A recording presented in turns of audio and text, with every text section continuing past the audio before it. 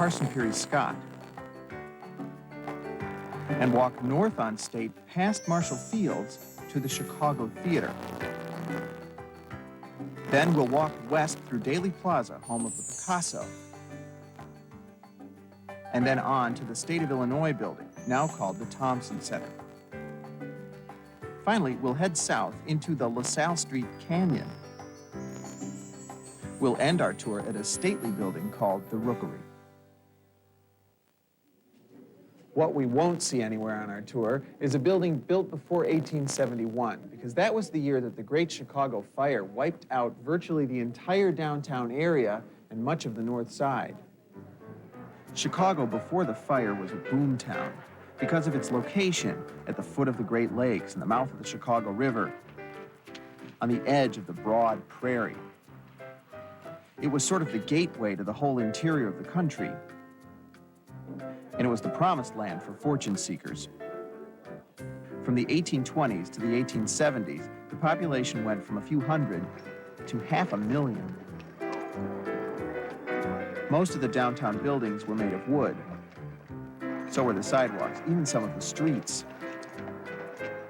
October 8th, 1871 was unseasonably hot. That day's edition of the Chicago Tribune carried this warning: the absence of rain for 3 weeks has left everything in so flammable a condition that a spark might set a fire which would sweep from end to end of the city. Within hours, just such a spark set fire to the O'Leary's barn in a crowded shantytown on the city's southwest side, and that dire prophecy was fulfilled.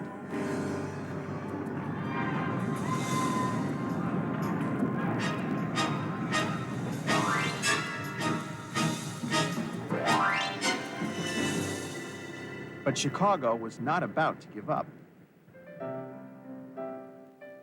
In fact, the fire seemed to pull the population together in a new spirit of determination. And the rebuilding began immediately. The day after the fire, Schock Bigford and Company began peddling tobacco and fruit and cider from a salvaged mahogany sideboard at State and Harrison. They called themselves the first store in the burnt district. A realtor named W.D. Kerfoot put up a shanty right where his former office had been and went back into business, proclaiming all gone but wife, children, and energy.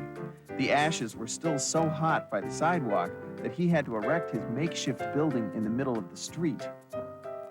In less than a week, 5,000 temporary buildings were erected, and 200 permanent ones were underway. The disaster drew a crop of eager young architects to Chicago from the East. The slate had been wiped clean in Chicago. For architects, it was an unprecedented opportunity to create a completely modern city almost from scratch, and it thrilled them. 17-year-old Louis Sullivan felt it the moment he arrived. Sullivan came to Chicago from Boston in 1873 to take a job as a draftsman. He was brilliant and passionate, and hot-tempered and egotistical, too, and he altered the course of American architecture. This is the oldest surviving building in Chicago by Sullivan and his brilliant partner, Denkmar Adler, the Jewelers Building from 1882 here on the east side of Wabash, just south of Madison. Thousands of people pass by it every day and never guess its historical importance because, well, the first floor has been completely altered, and the upper floors are basically blocked by the L structure. But even in this modest little building, you can still see hints of Sullivan's future genius. This blockish flower and leaf design is an early version of Sullivan's rich, poetic ornament inspired by forms in nature and his own powerful emotions. Throughout his life, Sullivan crusaded for a truly American style of architecture. He believed the overall design of any building should grow logically and organically out of the building's purpose. He summed up his philosophy in the simple motto, form follows function. 4 years after completing the Jewelers Building, Sullivan was given a chance to try out his theories on a grand scale. He and Adler were hired to design this building at Michigan and Congress. It's the Auditorium Building, and it was one of the most important and anticipated buildings of the 19th century. They were chosen for the job because of Adler's reputation as a master of theater acoustics. Adler had designed a temporary opera hall in 1885 inside a building which stood where the Art Institute is today. It was used for a 2-week opera festival organized by Ferdinand Peck. Now, Peck was a pillar of early Chicago, and he was heir to a vast real estate fortune. He loved opera, and he wanted to prove that it could succeed in Chicago. His festival drew more than 100,000 people and made a handsome profit. Fresh from that success, Peck resolved to build a 5,000-seat permanent opera house for Chicago. But for that, he would need backers. So he devised an ingenious plan to convince investors the building would pay for itself. He would wrap a 400-room hotel and a state-of-the-art office building around the theater, all under one roof. When the pledges started rolling in, Peck turned to Adler and his 30-year-old partner, Louis Sullivan, for the design. When it was finally completed in 1890, it was the largest private building in America. Adler created a special foundation to support the 100,000-ton building on Chicago's sandy lakefront soil. Essentially, he floated parts of the building on gigantic wooden rafts. The slender office tower was the highest point in the city. Sullivan and Adler moved their own offices into the tower to convince people it was safe. They stayed for 20 years. Frank Lloyd Wright was a young apprentice draftsman in that office. Under Sullivan's watchful eye, Wright executed some of the auditorium's elaborate interior ornament. Sullivan and Wright later had a major falling out. The master found out his young apprentice was designing houses on the side and ordered him to stop. Wright walked out, and the two didn't speak for 12 years. The heart and soul of the building is the theater. Here, Sullivan and Adler created a space of dazzling beauty and near-perfect acoustics.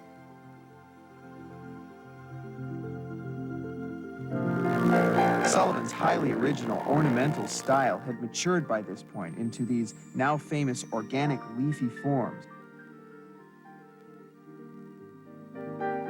This was also the world's first air-conditioned theater. It was rather a labor-intensive process involving 15 tons of ice per day stored in metal chambers under the sidewalks.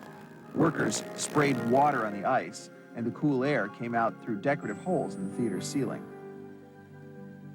The auditorium flourished for over 40 years. It was the first home of the Chicago Symphony. And the greatest stars of the day performed here, people like Caruso and Will Rogers, George M. Cohan, and Sarah Bernhardt. But by 1940, the building was bankrupt and converted into a USO facility. The stage, where the world's greatest stars had performed, was used as a bowling alley. But there is a happy ending. Roosevelt University bought the building in 1947 and started restoring it. The theater was restored in 1967 by architect Harry Weiss. Today, it's international blockbuster musicals like Fanta, Les Mis, and Showboat. Actually, the original tour of Showboat played the auditorium over 60 years ago.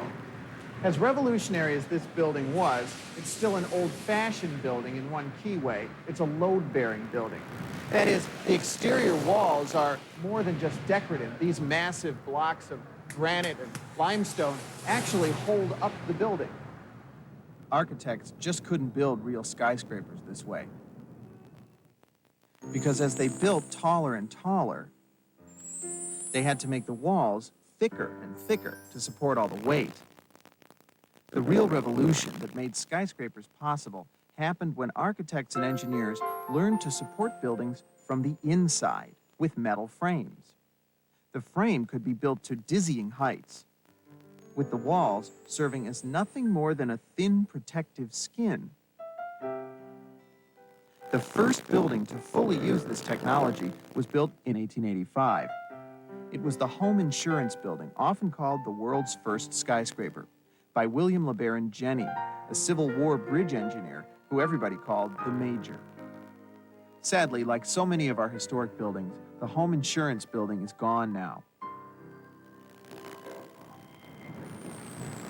But here on South Dearborn Street near Congress, you can still see some of the world's first skyscrapers. For example, this is the Manhattan Building from 1891, also by William LeBaron Jenney. This was the first 16-story building in the world.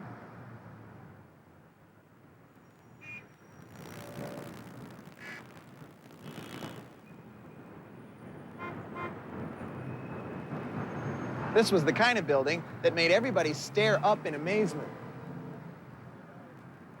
Maybe that's why Jenney put these funny faces on the bottoms of the bays, so the building stares back. Jenney's somewhat helter-skelter design, with its odd mix of materials and shapes, was ridiculed later on by Louis Sullivan, who had actually started out as an apprentice in Jenney's office. Sullivan may have respected his mentor's contributions to skyscraper technology, but he sure didn't think much of him as a designer. Here's what he wrote. The Major was a free and easy, cultured gentleman, but not an architect, except by courtesy of terms. His true profession was that of engineer. Upon further reflection, Sullivan decided Jenney wasn't much of an engineer either. His true calling, according to Sullivan, was hosting parties. But just a block east of here on State Street, Jenney proved he could design with the best of them. His second lighter building of 1891 is an incredibly open and clear expression of glass and interior frame. It seems 50 years ahead of its time. But it was other architects who really perfected the style of these early buildings. Many of them actually started out working for Jenney, like Louis Sullivan, and also John Holabird and Martin Roche. Their style came to be known as the Chicago School of Architecture. And here's a pretty good example. Just north of the Manhattan Building on Dearborn, this is the Old Colony Building from 1894 by Holabird and Roche. One of the typical Chicago School features of this building is the division of the exterior into three distinct parts. The base of the building expresses solidity and offers this grand, inviting entrance. Above that, the office floors form a sort of uniform shaft with uninterrupted vertical elements called piers to emphasize the great height of the building. And the top, where the building meets the sky, is decorative and celebratory. Remember Sullivan's famous motto, form follows function.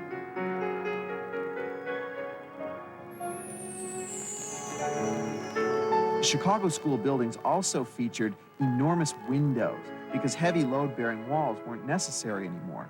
This was a great advantage in the days before air conditioning and reliable electric lighting. And a special window was created just for the purpose, which came to be known as the Chicago window. It features a huge central pane of glass flanked by two narrow sash windows. These buildings also made use of another innovation, passenger elevators. The earliest ones were actually steam-powered. By the 1890s, hydraulic elevators had replaced them throughout the city, but even those were rather rickety contraptions, causing, on average, one death every 12 days. Across the street, the Fisher Building, completed in 1896, achieves an even glassier, weightless effect with its tall bays and extremely slender vertical piers. But it's encrusted with ornament inspired by the great Gothic cathedrals of Europe. Sullivan would cringe. It was designed by Charles Atwood for D.H. Burnham and Company. Daniel Burnham was yet another architect who started out working for Jenney. But unlike his contemporaries, Burnham had no qualms about dressing up his modern buildings in vintage clothes, especially if that's what the client wanted. In this case, the client's name was Lucius G. Fisher, so Burnham flattered him by including these fanciful fish in the trimmings. By the way, the entrance to the Fisher Building is here on Dearborn Street, but the original entrance was around the corner on Van Buren Street, that is, until the L was constructed. Ask most Chicagoans why downtown is called the Loop, and they'll tell you it's because of the L tracks that go around it. But actually, the name originated with the cable cars that circled downtown before the L was even built. The city's first elevated trains were steam-powered, and they stopped just short of downtown because property owners there didn't want the noise and dirt. The man who built the elevated loop was streetcar baron Charles Yerkes. It took bullying, bribery, and deception, but but he completed it by 1897. It was one of the wonders of the age, a miracle of ironwork that Chicagoans compared to the Eiffel Tower. Now, we can't move on without answering one of the questions most commonly asked by people visiting this part of the Loop. What the heck is that? This massive concrete triangle, which is perforated with window slots, is a jail. It's the Metropolitan Correctional Center at Clark and Van Buren, designed in 1975 by Harry Weiss for prisoners awaiting trial at the federal courthouse across the street. Weiss wanted each cell to have a window. The slot shape was the result of a 5-inch limit imposed by the feds on any opening not covered by bars, but some inmates have managed to break out anyway. The exercise yard is way up on the roof. It's strung with cables to foil any attempted helicopter escape.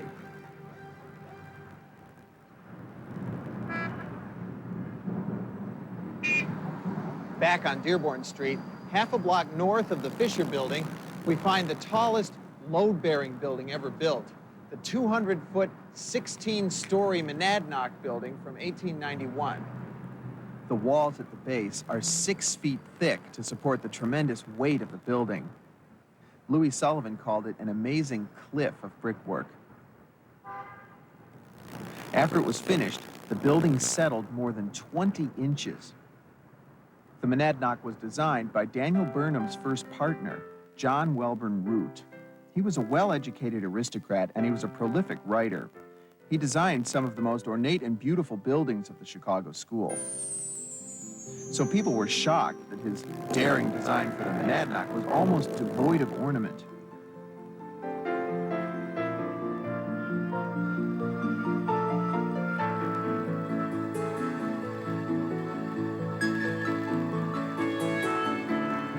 What he created was not a simple brick box by any means.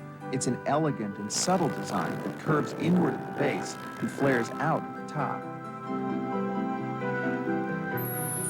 Like Sullivan, Root spent his whole life trying to perfect a true American style of architecture. But we'll never know what he could have achieved. He died at age 41 of pneumonia the same year the Monadnock was completed. Burnham was left to find his own direction. By the way, the building is named for Mount Monadnock in New Hampshire. Monadnock is a geological term for a high mountain surrounded by a flat plain. Now, how about this for a striking contrast between stone and steel?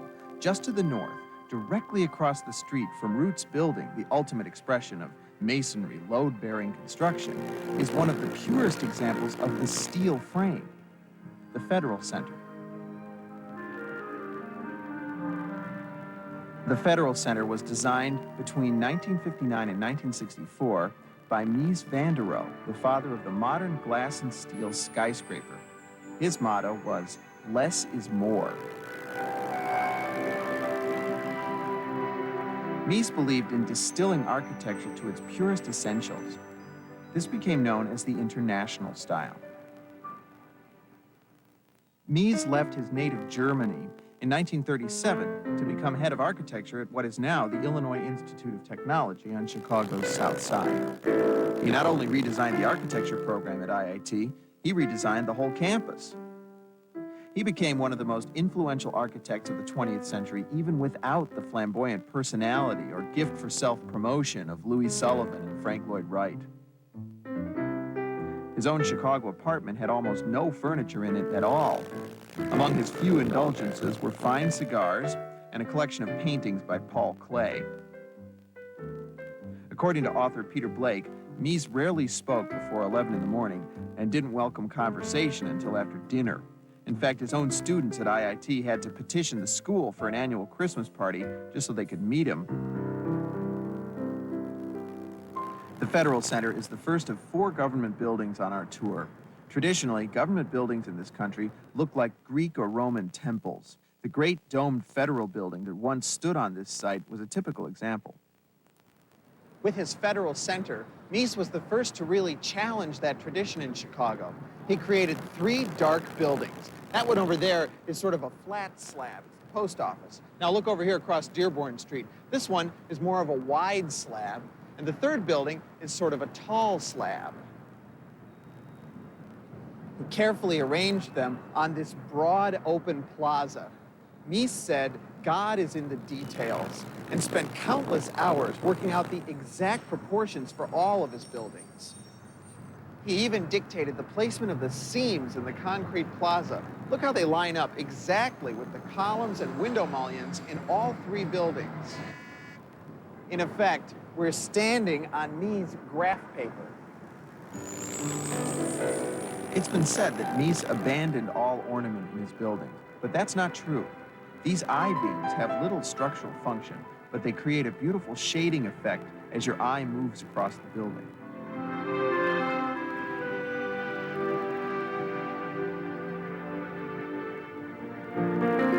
This sculpture is called Flamingo by Alexander Calder.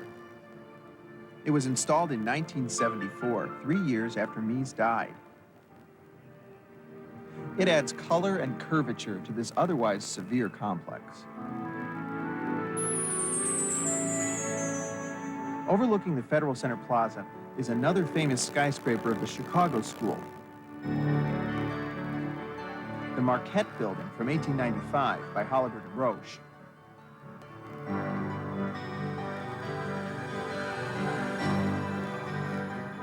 The building is named for Father Marquette, the French missionary who explored this region in 1674.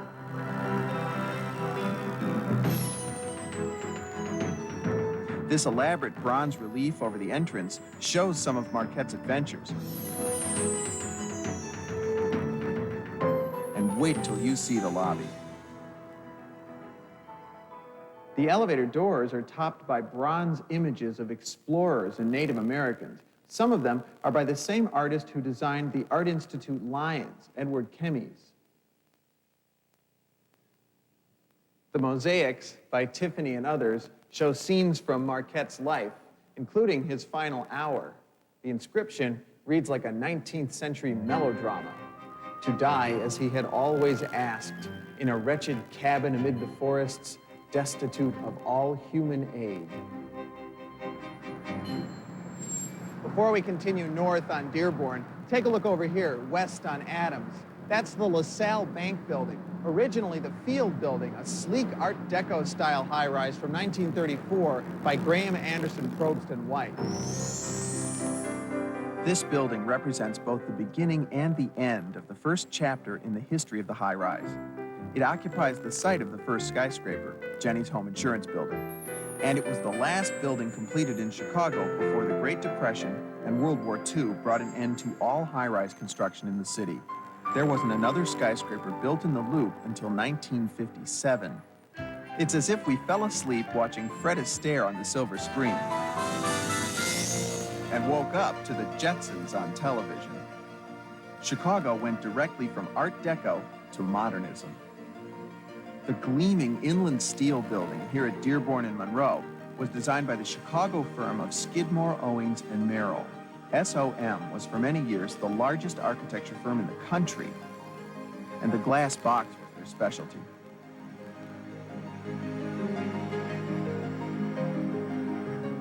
Inland supplied most of the steel for the building, but the company doesn't make stainless steel, so the shiny cladding had to be ordered from a rival firm.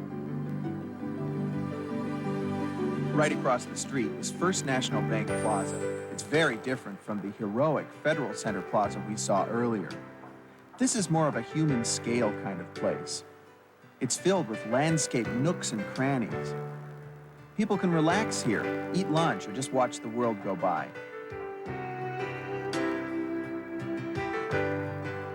One of the highlights of the plaza is this intricate and fanciful mosaic by Marc Chagall. It's called the Four Seasons, and it was installed in 1974. It invites viewers to linger here and explore.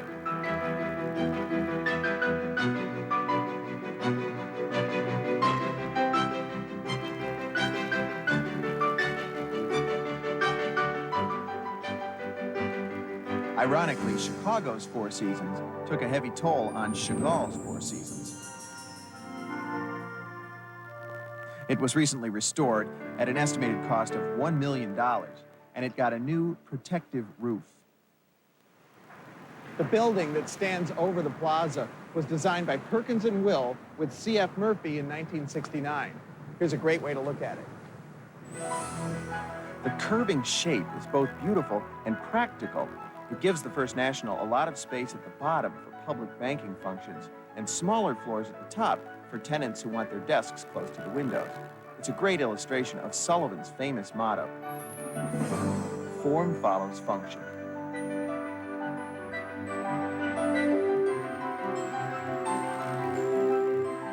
Sullivan's last major building in Chicago is the next stop on our tour, a block east of here on State Street. It's the Carson Peary Scott store, which was originally called Schlesinger and Mayer.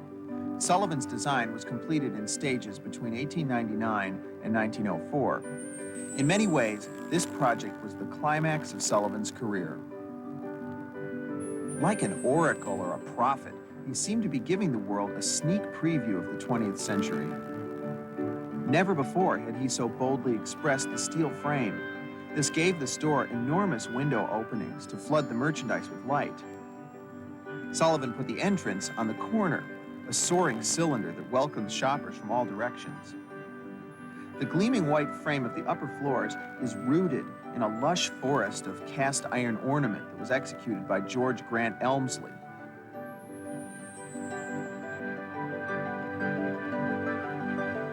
He hid Sullivan's initials in the swirling shapes. Even here, form follows function, because the idea was to create a dazzling frame for the merchandise in the display windows. Sullivan thought of himself as a poet. This building was his magnum opus. But before it was even finished, he began to fall on hard times. His partnership with Adler dissolved in 1895. As the years went on, he grew bitter and isolated and struggled with alcoholism. His late designs were works of genius, but they were few and far between. By the end of his life, his marriage had failed. He'd lost his office, auctioned his possessions, and moved into a single room. He died in 1924 and was buried in Graceland Cemetery, where he had designed monumental tombs for Chicago's richest families.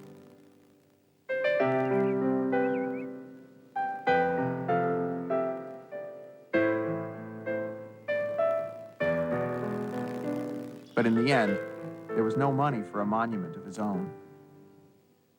The large rock that marks his grave was donated by his friends.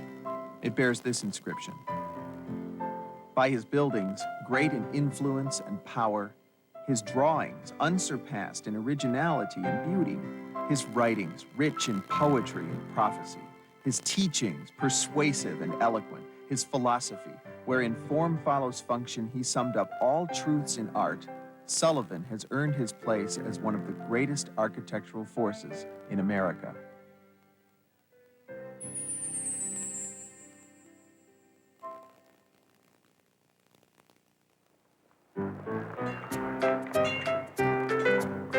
Carson Peary Scott couldn't have picked a better location for its new store. At the turn of the century, State and Madison was called the busiest corner in the world. State Street has been immortalized in song and on film. Until the 50s, it was one of the world's greatest shopping streets. But State Street started declining after World War II, partly because of the growth of suburbia and shopping malls. An ambitious 1980s plan, which converted the street into an outdoor mall, proved a failure. So in 1996, the city embarked on a new plan, loaded with vintage character, that divides the street into 3 districts. The educational district is anchored by the new Harold Washington Library, the largest municipal library in the world, and a tribute to Chicago's first black mayor, elected in 1983. Washington was an avid reader. He'd pull a paperback out of his pocket whenever he had a short break in his schedule. He had just won a second term when he died in 1987. The design from Thomas Beebe of Hammond, Beebe and Babcock was the winning entry in a competition to design a new library for Chicago. It's sort of a postmodern caricature of a grand classical pavilion. Those rooftop owls symbolize wisdom. They're exaggerated to enormous proportions. The whimsical terracotta ornament includes a puffy-cheeked, windy city man and images of Midwestern grain. Did you know the Chicago Public Library was started with a donation from Queen Victoria of England? She sent 8,000 books to Chicago after hearing everything was destroyed in the Great Fire of 1871. Further north on State Street is the unquestioned anchor of the commercial zone, Marshall Fields, which is located between Washington and Randolph. Marshall Fields was the world's first modern department store. Marshall Field himself came to Chicago in the 1850s when he was just 22 to work as a dry goods clerk. Later, he worked for Potter Palmer, who was one of the city's first merchant princes. Field was a quick study, and eventually he and a co-worker bought out the boss and opened their own store. Field's motto was, "Give the lady what she wants," and he made a fortune doing just that. He put an end to price haggling and offered quality merchandise, courteous salespeople, and a money-back guarantee. Field also opened the first restaurant in a department store. He got the idea from a clerk in his millinery department. She began bringing chicken pot pies and tea from home to feed her hungry customers because there were no respectable places for unescorted ladies to eat downtown. Today, there are 7 restaurants here at Marshall Fields. Enjoy your meal, sir. Thank you. Chicken pot pie is still a featured item here in the Walnut Room. I love this job. In 1992, the store completed a $110 million renovation. They say it's the largest department store renovation in history. Among the treasures restored was this 6,000 square foot Tiffany Dome, which was designed in 1907 and contains 1.6 million pieces of iridescent Favril glass. It took 50 men 2 years to install it. Today's Marshall Fields is actually several buildings built between 1892 and 1907. They were designed by D.H. Burnham and Company. This understated classical design became the prototype for department stores that Burnham's company designed all over the world, including Selfridges in London, Gimbel's in New York, and Filene's in Boston. All of us have met a friend under the great corner clock that was installed in 1897 for just that purpose. The problem is there are 2 clocks on 2 different corners, a fact that's caused a century's worth of missed meetings as well.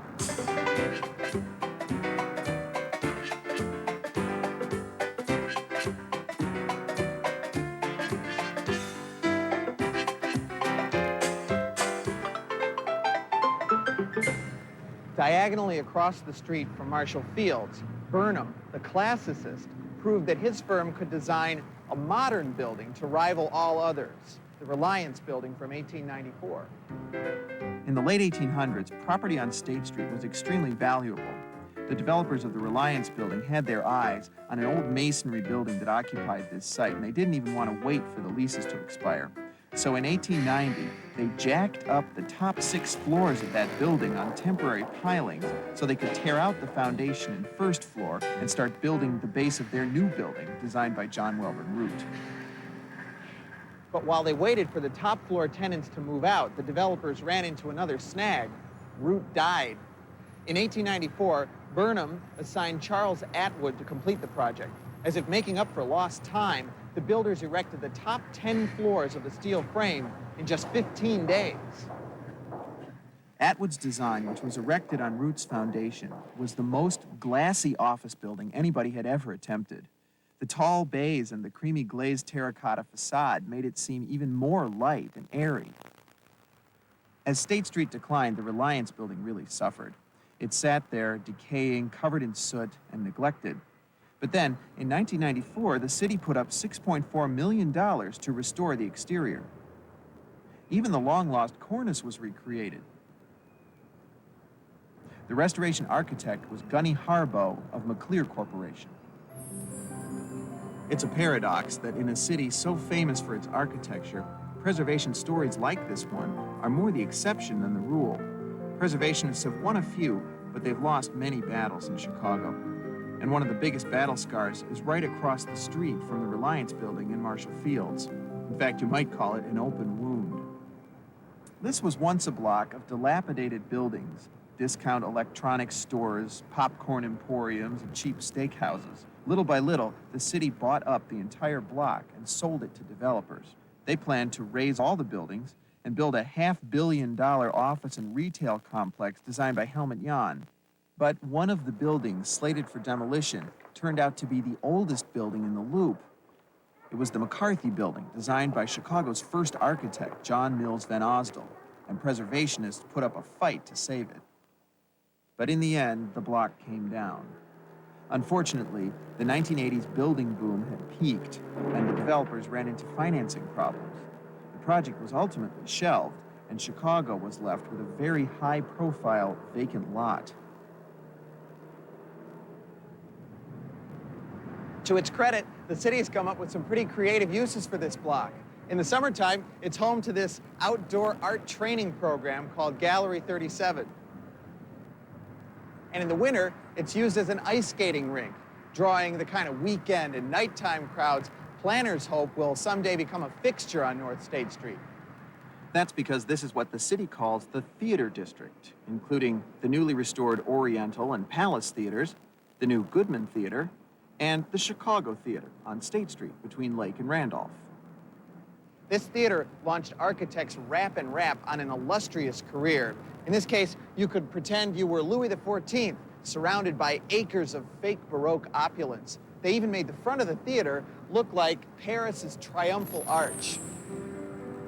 It's partially hidden by this huge marquee, which was installed later and has actually become a landmark in its own right. The city of Chicago helped to fund a $25 million restoration in 1986.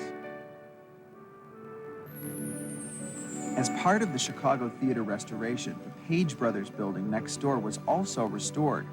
It was built in 1872, just a year after the fire, and it was designed by Chicago's first architect, John Mills Van Osdol. Van Osdol was a self-taught architect who came here from New York in 1836 when Chicago was still a wild frontier town. The original front entrance of the building wasn't on State Street. It was around the corner on Lake Street. Long before the L was built, Lake Street was the city's premier shopping strip. The shift to State Street was engineered in typical Chicago fashion by an entrepreneur looking to make a buck.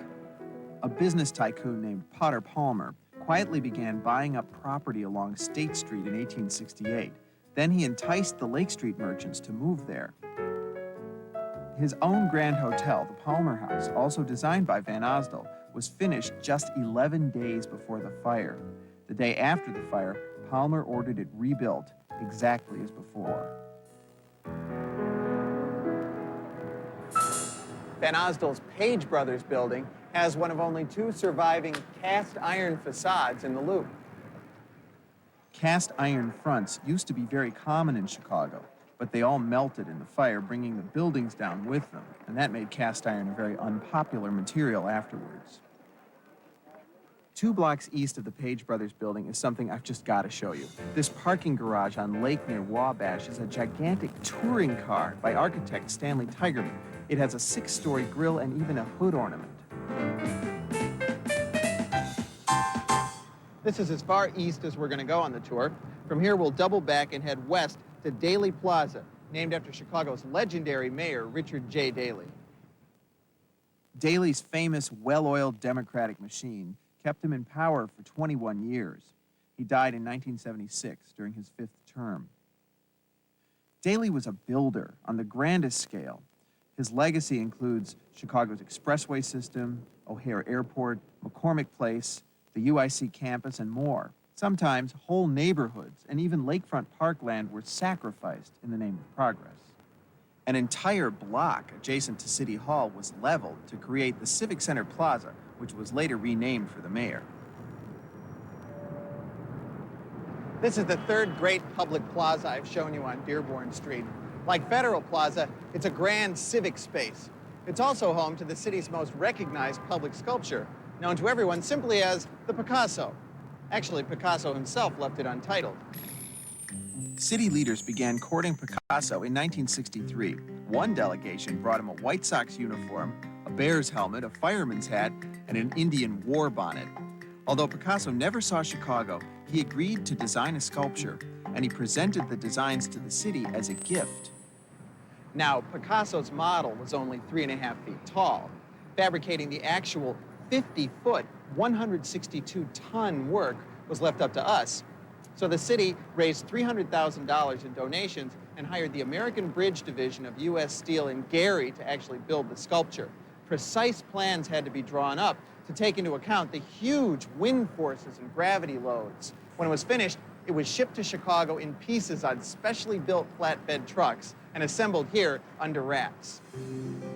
When it was unveiled in 1967, Chicagoans were appalled. But over the years, it's become as much of a symbol of the city as the Art Institute Lions or the Water Tower. And we've long ago outgrown our need to know exactly what it is, an aardvark maybe, or an Afghan hound. But if out-of-towners insist on pestering you about it, here's a little trick. Walk behind the sculpture and view it from one side or the other. What you'll see is an over-the-shoulder view of a woman's head. If she looks a little rusty, that's because she's made of Corten steel to match the Daly Center behind her. The material is designed to rust over time. It actually helps to strengthen the steel, and it gives the building its unique color. This is the second government building on our tour, and it breaks the classical tradition again. Mayor Daley wanted this courthouse and city office building to look as modern as the latest skyscrapers. It was designed by C.F. Murphy, along with Lobel, Schlossman, and Bennett, and SOM. It was completed in 1965. One really astonishing feature of the building is the enormous distance between these supporting columns, an unprecedented 87 feet. This engineering triumph required a tremendously powerful steel frame, which the architects have chosen to show off with giant horizontal spandrels and these huge piers of rusting steel. The building has a muscular quality that's all Chicago. The mayor wielded his power from the 5th floor in the city-county building, which is next door here. It's the third great government building on our tour, and it's the only one that's designed in this grand classical tradition. The building was designed in 1911 by Holabird and Roche. They're, of course, best known as pioneers of the skyscraper, but here they created a monumental classical temple instead.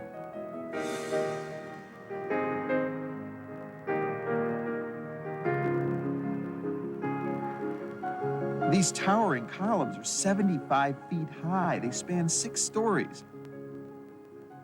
By the way, this is the 4th City Hall to stand on this site. Today, the 5th floor office is occupied by Daley's son, Mayor Richard M. Daley, who's leaving his own imprint on the city. Many of his most ambitious projects involve beautifying the city, such as landscape median strips and lakefront and riverfront improvements, and the redevelopment of State Street. This little abstract sculpture might be gazing enviously at the much more famous Picasso right across the street. It's the playful work of another world-famous 20th century Spanish artist, Juan Miró.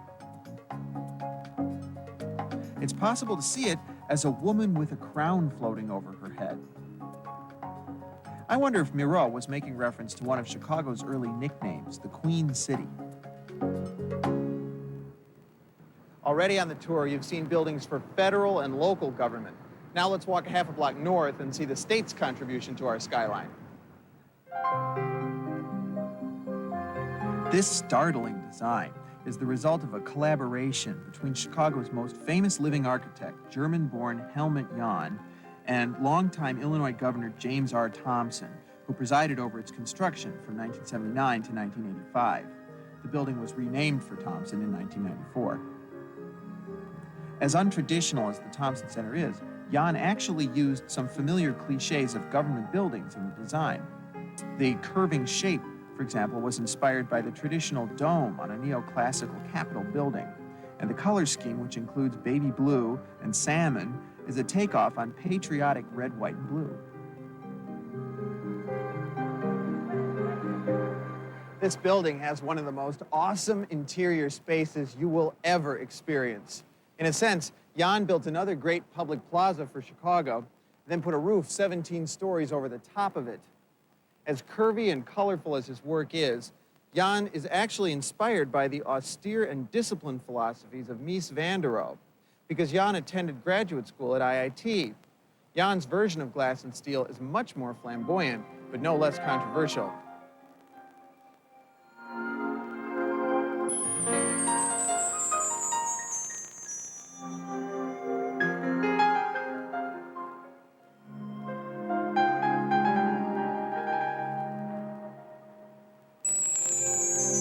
This building came in for a lot of criticism when it first opened.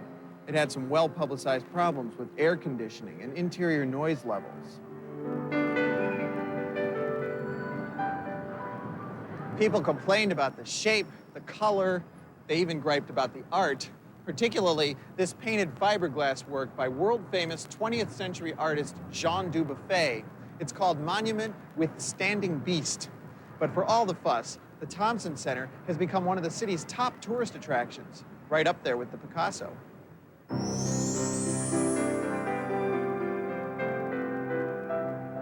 Over on the west side of the Thompson Center is LaSalle Street, the home of Chicago's bustling financial district.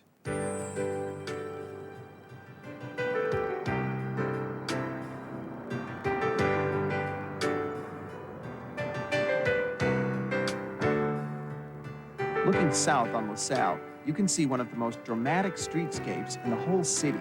Chicago's financial district forms a kind of canyon. Architects here have traditionally created buildings that are very similar in character, size, and material. Even ledges on the buildings are aligned all the way up the street.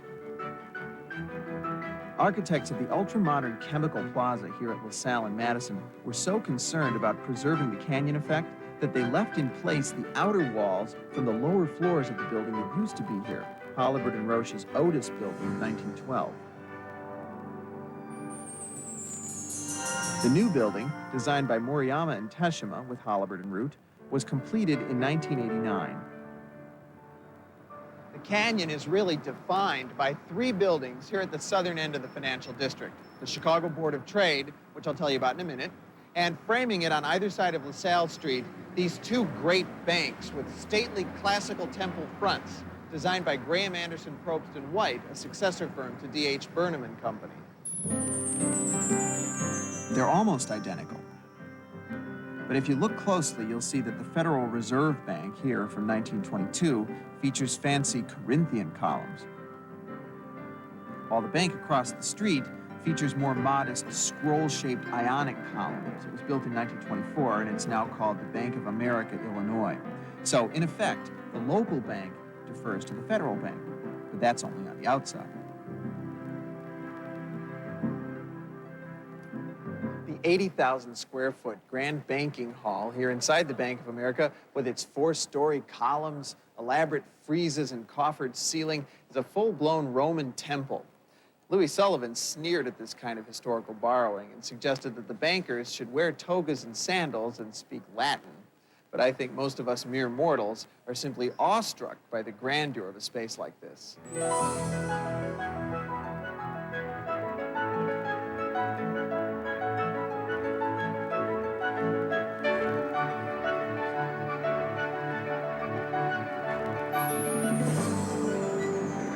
The banks form a gateway to the Chicago Board of Trade, designed by Holabird and Root and completed in 1930.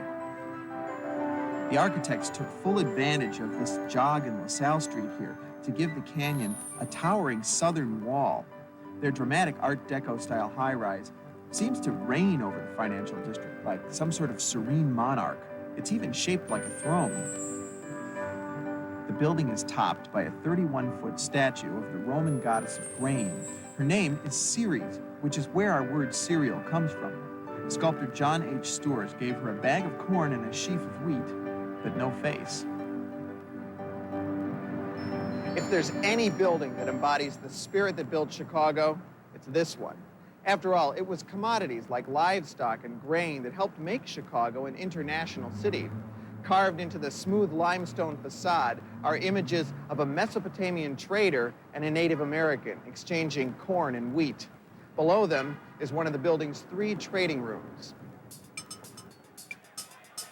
The Chicago Board of Trade is the oldest and the largest futures exchange in the world. And today, financial futures and options have been added to the traditional agricultural commodities. Every day, an average of 800,000 futures contracts are bought and sold here for hundreds of millions of dollars. But can a city where fortunes are made and lost, trading in futures, learn to find value in its past? Well, there's one other building which we haven't seen yet here at the foot of the canyon that suggests maybe we can, at least when there's good financial sense in it. It stands in the shadow of the Board of Trade. It's the Rookery from 1888, one of the finest works of John Welborn Root and Daniel Burnham. It was painstakingly restored in 1992 by McClear Corporation under Gunny Harbaugh's direction, and it's become one of the most prestigious addresses on LaSalle Street. The name comes from an old water tank and a temporary city hall that once stood on this site. After the fire, the water tank was used as a makeshift library for all those books that Queen Victoria donated. Apparently, the place was a haven for pigeons, so people called it the Rookery. When the new building was constructed, the old name stuck. The architect even hid some birds in the rich ornaments surrounding the entrance arch. This building is by the same architects who designed the austere Monadnock building, which we saw at the beginning of the tour. But here, John Welborn Root let his artistic imagination run free and also experimented with building technology. The proud masonry walls fronting here on LaSalle and Adams Streets are load-bearing with grand polished columns and massive arches and heavy brick piers. But if you look down the alleys, you'll find long ribbons of glass. These reveal that the sides of the building are supported by an interior frame. This was an early experiment in the technology of the future.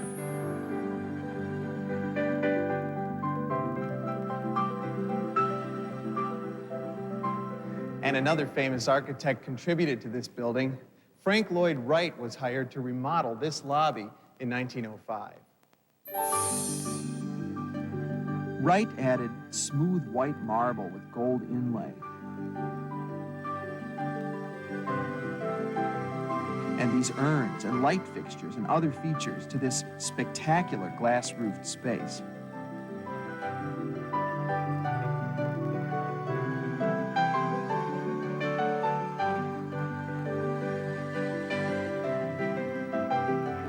The Restoration architects decided to preserve Wright's lobby, but they did remove one piece of marble to show a fragment of the original lobby designed by Root. This dramatic 10-story stairway that spirals up through the light court is perhaps the most recognized feature of the building, thanks to this famous photo. The picture was taken by Richard Nicol. His tragic death helped to inspire a new attitude about preservation in Chicago. His story is told in a biography by Richard Cahan called They All Fall Down. Nicol was a brilliant photographer who began his career in the 1950s. He loved the buildings of Adler and Sullivan, and he was horrified to see many of them torn down in the name of urban renewal. So he started collecting actual fragments of the doomed buildings. Often he would sneak into dangerous demolition sites to collect his treasures. Eventually, he began organizing political campaigns to save the buildings.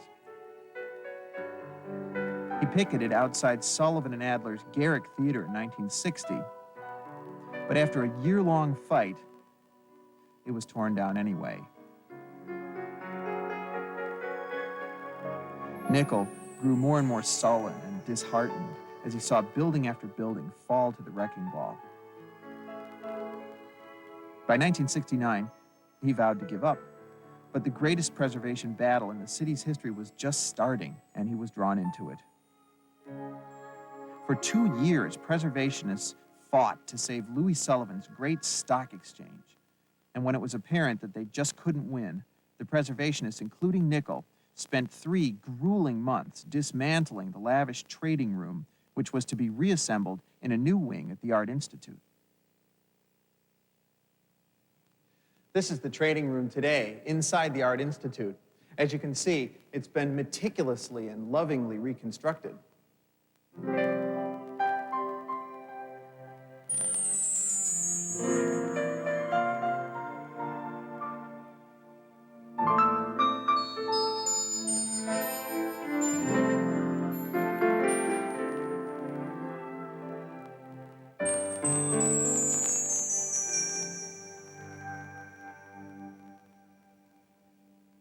But Nichols' story doesn't have a happy ending, because even after helping to save this glorious space, he just couldn't stay away from the stock exchange.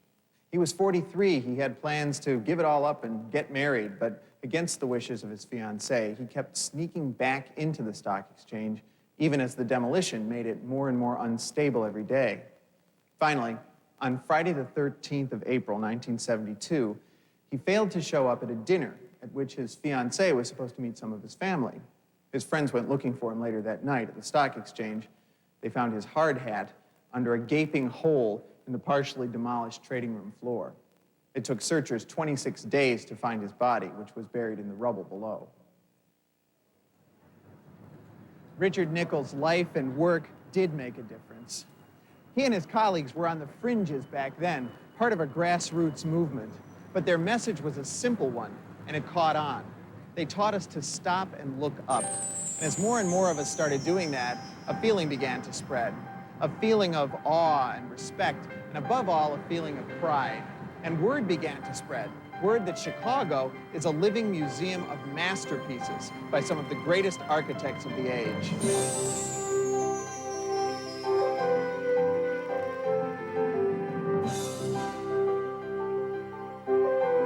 Today, interest in Chicago architecture is at an all-time high. And it's no longer just architects and scholars who admire Chicago's buildings.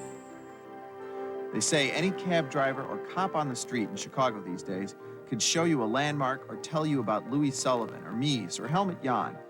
Chances are you've given a few tours yourself, to the in-laws maybe, or the out-of-town friends. And undoubtedly, they were impressed. After all, this is the birthplace of the skyscraper, the prairie town that built its own mountain range. And that's something to be proud of.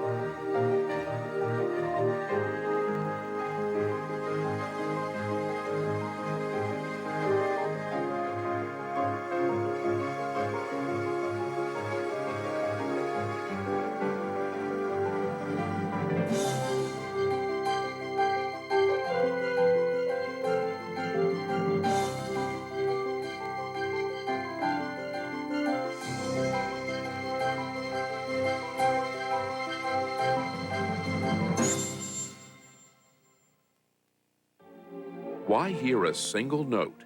Know why when WHYY 91 FM presents Sunday Showcase. This week, the Philadelphia Orchestra performs with conductor Jan Pascal Tortolier and guitarist Manuel Barrueco. Tune in Sunday night at 8 on WHYY.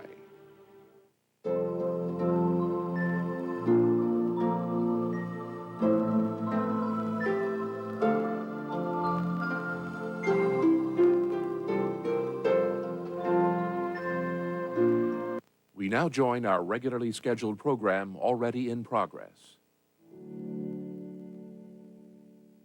Rachel Donaldson, one of 11 children, was the youngest daughter and favorite child of wealthy Virginia landowner Colonel John Donaldson.